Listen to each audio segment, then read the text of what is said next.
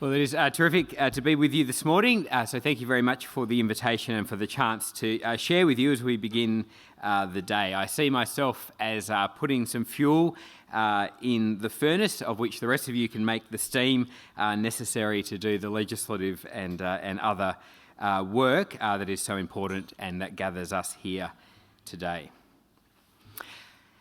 So consider this. At some stage in history, there was a funeral at which the last active believer in Thor was buried by children who no longer shared his faith. That funeral must have happened. And when it happened, it was a momentous event in the history of Nordic culture, and yet history has left us no record of it. Perhaps like the last time you rode on your father's shoulders or the last time you played a game of tag, you didn't know it was the last time and therefore the moment was not marked. But it must have happened. There must have been a moment where that funeral occurred, even if the people present did not know the historical weight of what had just happened. Well, today as we gather to consider these vital themes of religious freedom in Australia, I want to consider the question, what happens, would it matter if Australia lost God?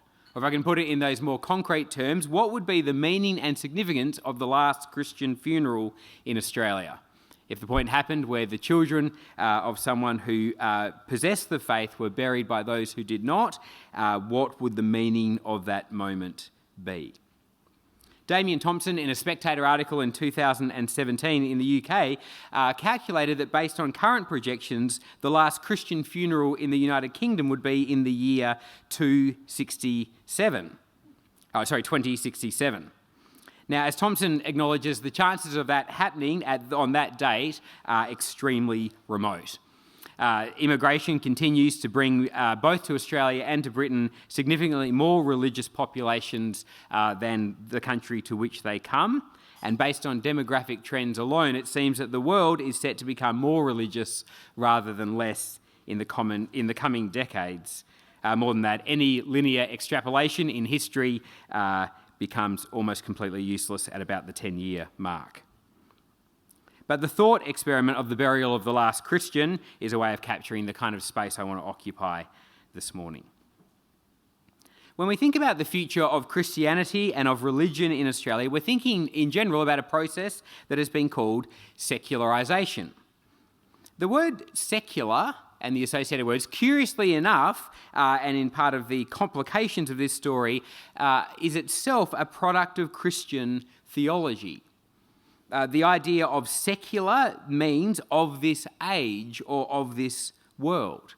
And due to the history of Christianity emerging in the Roman Empire, where the civil code was already in place, together with some distinctive teachings of Jesus and his apostles, Christianity has had to make theological sense of public spaces over which it does not exercise control, but in which Christians believe their God is both present and active.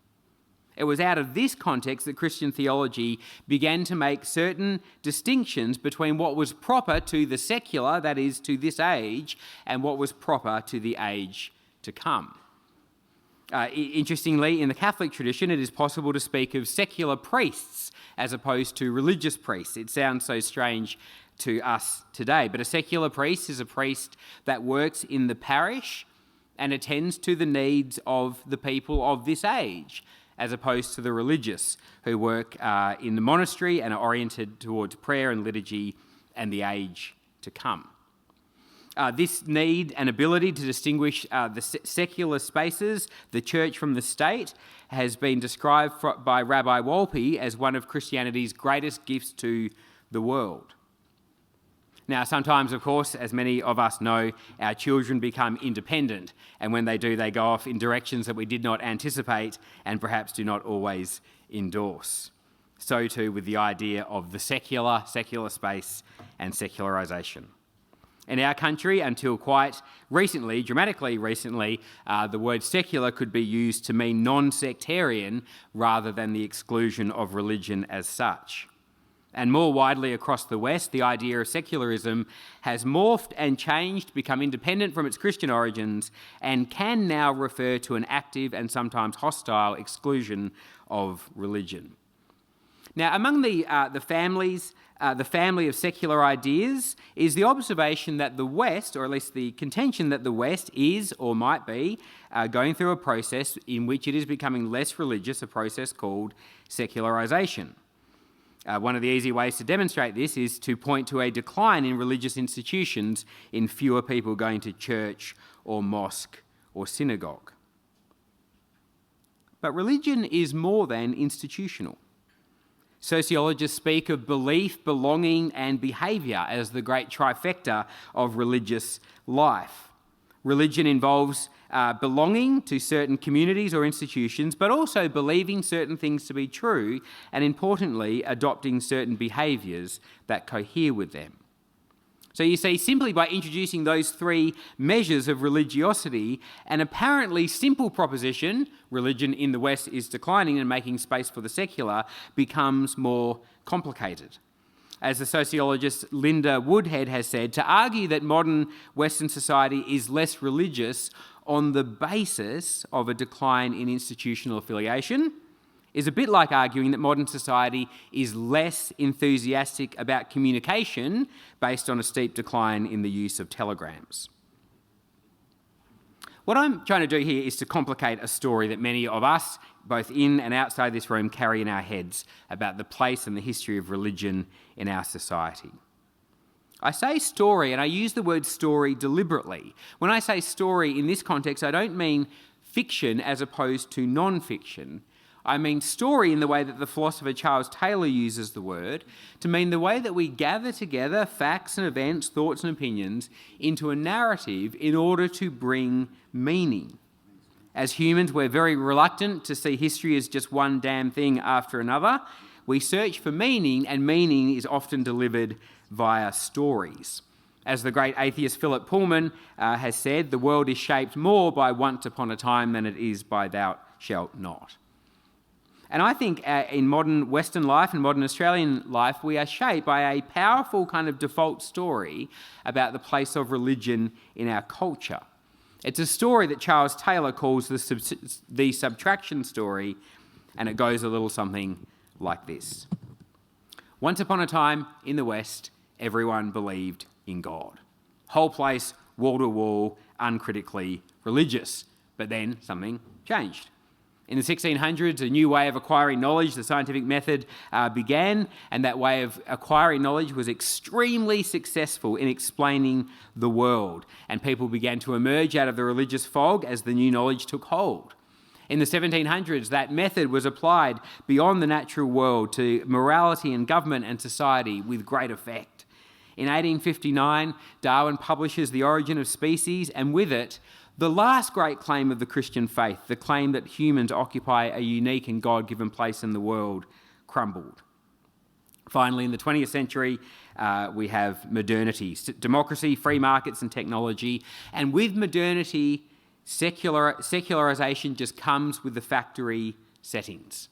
Religion, as Christopher Hitchens once said, was humanity's first and worst attempt at explaining the world, but it cannot coexist with modernity, so it is and will become either literally extinct in the way that the worshippers of Thor are now extinct, or it will become so marginal in the community or even in the lives of those who believe that it will one day become functionally irrelevant.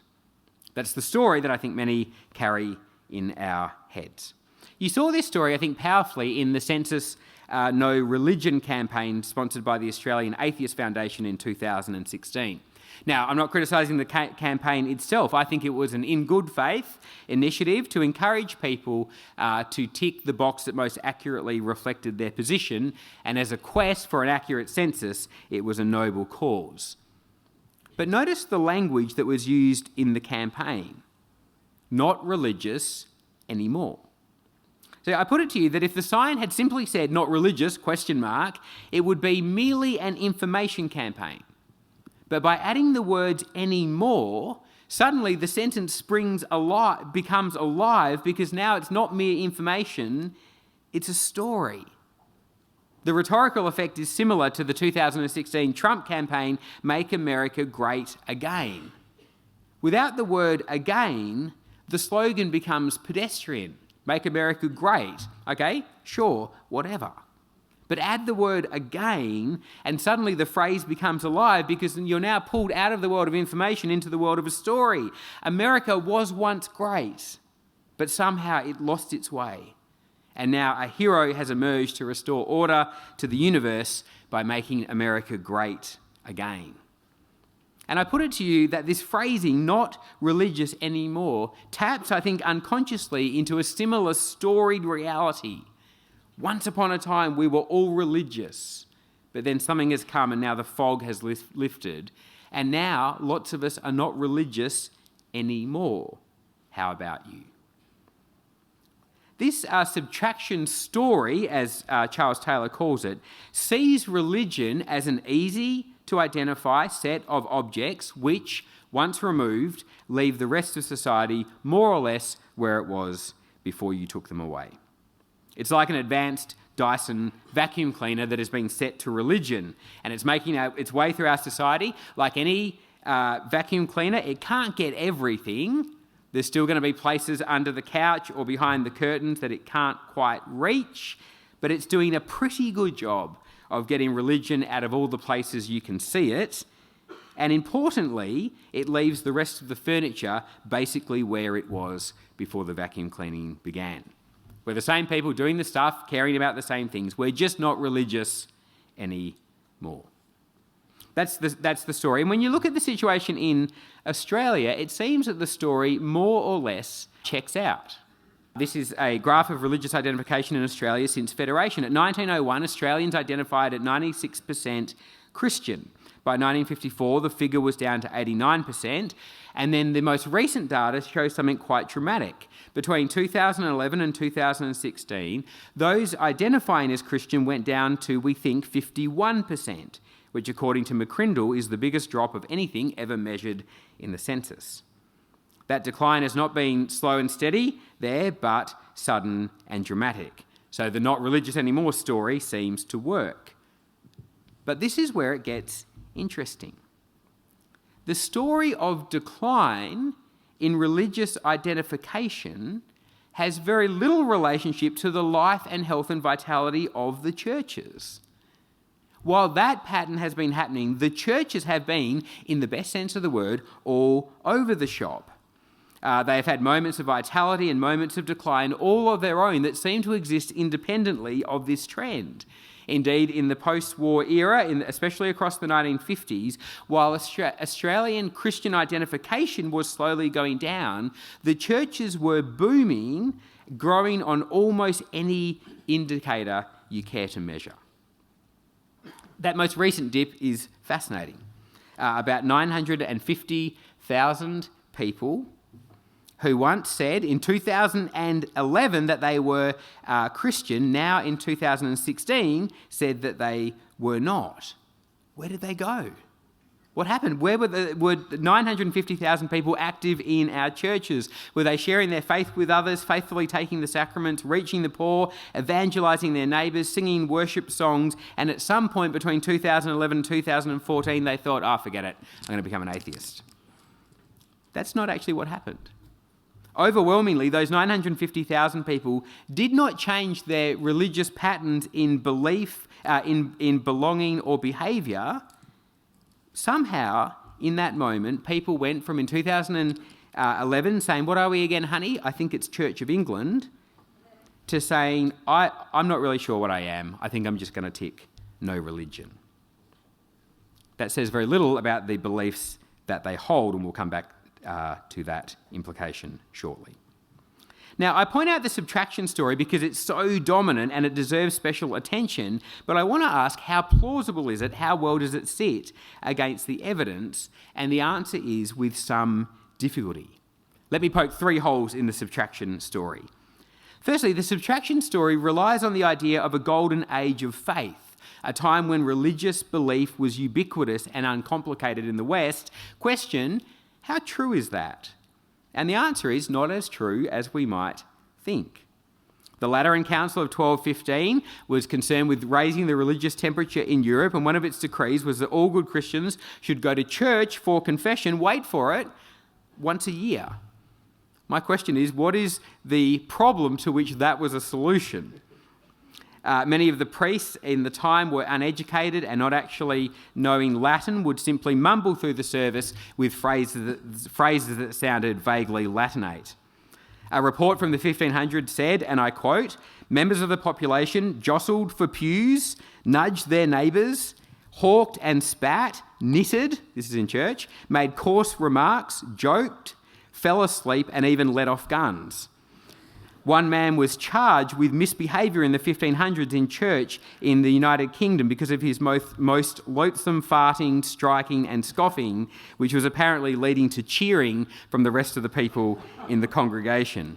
Perhaps not as pious as we might think. Secondly, the story does not behave in the way that the data the story does not behave against the data in the way that we would expect. If the story is basically science goes up and then religion goes down, you would expect to see those patterns. But what do you find?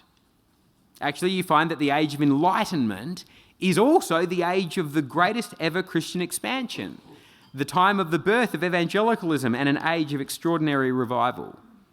Or what about the Victorian era? What happens after the publication of Darwin's Origin of Species? Actually, religious belonging, behaviour and belief go up consistently across those next 50 years, such that, according to some leading scholars, Britain reaches peak Christianity, belief, behaviour and belonging, not in 1066 or in the 12th century or the 1600s, but in the year 1901, the high water mark of religious observance in the United Kingdom. Furthermore, if the story were true, you would expect education to correlate negatively with belief, behaviour and belonging, and at least in Australia, that is not the case. In fact, in Australia, it is the opposite. The more educated you are, the more likely you are to attend church. It's a very odd result if the subtraction story is true. Karl Marx famously argued that religion was the opium of the masses. The quote from Marx is worth hearing in full. Marx actually said, "Religion is the sigh of the oppressed creature, the heart of a heartless world, and the soul of a soulless condition. It is the opium of the people." That is, for Marx, in his very tender account of the place of religion, says that it continues to exist despite its incredible claims as a comfort for the poor and the oppressed. But if that is true, or at least entirely true, it does not seem to be behaving in that way in Australia. And thirdly, you have the problem of the exceptions. As the secularisation thesis took hold, everyone, even its most ardent supporters, recognised that there were exceptions, namely the United States of America, the big gaudy exception of a modern, prosperous Western nation which remained deeply religious. But in the second half of the 20th century, more and more exceptions had to be added to the list. Southeast Asia, the Middle East and China, as places where modernity did not seem to exclude religion in the way that the theory might have predicted. Indeed, the exceptions have become so many that scholars now talk about Western Europe and its secularisation as the exception. And so for what it's worth, I follow Charles Taylor and others in believing the more plausible story is not a subtraction story, but rather a reframing story. According to this story, science is not the villain that has crowded out our ability to believe religious things and practice religious practices. Rather, according to Charles Taylor, a complicated and contingent story to do with economics and art and culture and aspects of Christian theology and war and literature in the 1960s has all brought us to a moment where we frame life differently. What Charles Taylor says is that what we have done, what our culture has done in our moment, is framed out the transcendent and created an immanent frame by which we live our lives. We can go about much of our daily life, buying and selling, education and so on, without needing to reference transcendent truths. Now, this is an important point because frames, like a picture frame in an art gallery, say nothing about whether there are things outside the frame. What a frame does is directs your attention to a certain limited area. A frame says, hey, look here, focus on this, let's operate in this space. And so Taylor says that within that immanent frame, in the larger spaces that Western culture has opened up for secular, in one sense of the word, for secular activity, it is possible to be both open or closed as regards transcendent realities. The frame itself is incompetent to arbitrate on whether those realities exist, and the truth is that many transcendent realities and many transcendent beliefs are brought into the immanent frame and shape those who have an open take to religious ideas. For Taylor, it's a picture of our culture where it's not so much a battle of thinking, where one thought, science, has defeated another thought, God, rather the frame changes what we think before we've started thinking. It changes our conditions of belief. And so I believe what has happened in Australia in the last 50 or so years is not that religion has been successfully vacuumed out of the public space, or that the final word on transcendent truth claims has been made. Rather, religion has been framed out as life has been framed as immanent, even though, as I say, the frame is not competent to arbitrate on these things. The late great poet Les Murray used to describe Australia as roughly Christian, a great Les Murray phrase. It was a country in which most people thought of themselves as Christian, and the division for much of our history was between nominal and active Christianity. When the evangelist Billy Graham came to Australia in 1959, almost all of his messages were about the need to be born again, even though the New Testament only mentions the idea of new birth 2 or 3 times. Why? I think it was because Billy Graham was speaking to a roughly Christian nation and drawing a distinction between the nominal and the active in Christian faith.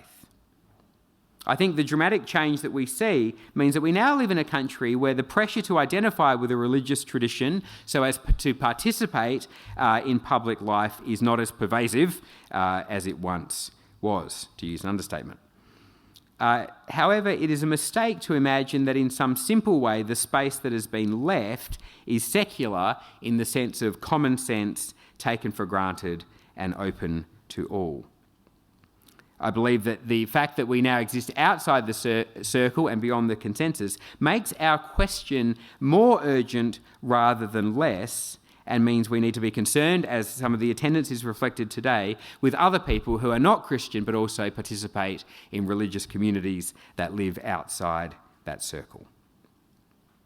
And so to conclude with my opening question, would it matter if Australia lost God? What would the last Christian funeral mean? 3 things. Firstly, the possibility, as I say, is remote. For reasons that I've given, as well as reasons I have not, the idea that maternity entails secularisation necessarily is a highly doubtful claim. Secondly, I think a good faith argument could be made, and could be made better by other people in this room, that huge swathes of charitable work in areas such as education, care for the poor, ESL and refugee services, international aid, aged care, and other justice and mercy work are sustained in that space by people who are motivated by very specific religious commitments. That is, by people who have allowed their open take and their transcendent beliefs to shape their behaviour in our shared and common life. It would be a great regret to lose that. And to that, I think we could add the quiet way in which average local churches and other religious communities provide a powerful antidote to something that appears to be pandemic in secular culture, namely loneliness. Since the post-war era, two institutions like two balloons have got bigger and bigger and bigger, the state and the market. Both of them, one motivated by profit and one having a monopoly on legitimate violence, have come to dominate vast swathes of our lives, greatly reducing the space and the roles for voluntary associations, of which religious communities are the most powerful and sustained example. But thirdly and finally, allow me to express some scepticism. Scepticism about our imaginary religious vacuum cleaner. The idea that the removal of religion from public life is a simple prospect of removing eccentric and irrational ideas and behaviours from an otherwise rational and self-evident space is, I think, unsustainable. I would join my insignificant voice to figures as diverse as Habermas, as Edwin Judge, Tony Holland, John Gray, David Bentley Hart, Graham Smith and others, who have rightly questioned the story that secular Enlightenment values have delivered what is best about our culture. In which laboratory were human rights first discovered? By which experiment did we first demonstrate the equal dignity of every human being? By which line of reasoning do we ground the claim that the poor and the weak deserve special honour and care? On which basis have we decided that the voices of victims and the marginalised deserve special attention? The truth is that all of these ideas, every single one, has its origins and development in a specific religious tradition. As the atheist philosopher John Gray has pointed out, taken for granted ideas such as free will, progress, and the idea that humans are different from other animals and ought to exercise responsibilities to the wider world are, and I quote, ideas that no one would think of taking seriously if they were not formed from cast-off Christian hopes. If religious ideas and behaviour were to be successfully removed from the public square and from public life, one day we would wake up surprised and regretful at precisely which babies were lost in the religious bathwater. Thank you.